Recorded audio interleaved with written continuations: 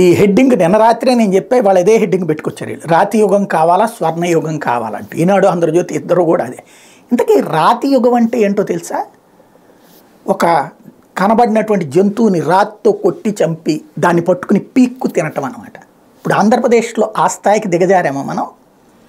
స్వర్ణయుగం అంటే ఏంటో తెలుసా?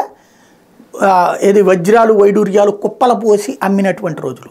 అంతకుముందు చంద్రబాబు గారి టైంలో అట్లా ఉందా ఆంధ్రప్రదేశ్ ఏమన్నా? ఒక రాయలసీమనే తీసుకుందాం ఫర్ ఎగ్జాంపుల్, ఆయన నిన్న మాట్లాడినటువంటి రాయలసీమనే తీసుకుందాం.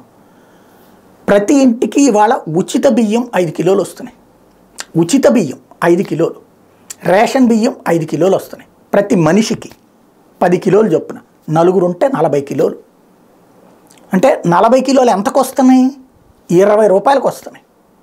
ఇది స్వర్ణ యుగమా రాతి యుగం అవుతుందా? అట్లాగే ప్రతి ఇంటికి పెన్షన్ వస్తుంది. ఏది వృద్ధులు ఉంటాయి, ఒంటరి మహిళలు ఉంటాయి, వితంతు ఉంటాయి. ఇది స్వర్ణయుగం అవుతుందా రాతి యుగం అవుతుందా? లేదా సంక్షేమ పథకాల పేరుతో ఏడాదికి ఒక 10,000 మినిమం, మ్యాక్సిమం 40,000 50,000 వస్తున్నాయి ఒక ఇంటికి. చేయూత నేను డ్వాక్రా వాళ్ళకి ఇచ్చేటువంటి రుణమాఫీ అన్నో ఇట్లాంటి. ఇది స్వర్ణయుగం అవుతుందా రాతి యుగం అవుతుందా? మరి బాబు గారి హయాంలో ఆ ఇంటికి ఆ మహిళకి ఏ డబ్బులు వెళ్ళినాయి? ఆవిడ కూలి పని ద్వారా సంపాదించుకునే డబ్బులు కాకుండా ఎక్కడి నుంచి వచ్చినాయి? అలా రాని రోజున స్వర్ణయుగం అవుతుంది అంటే డబ్బులు వాళ్ళు కష్టపడి సంపాదించుకుంటే స్వర్ణయుగం, ప్రభుత్వం ఇస్తే రాతి యుగం అవుతుందా? అర్థం కావట్లేదు పాయింట్. అదొకసారి క్రాస్ చెక్ చేస్తే బెటర్ ఏమో.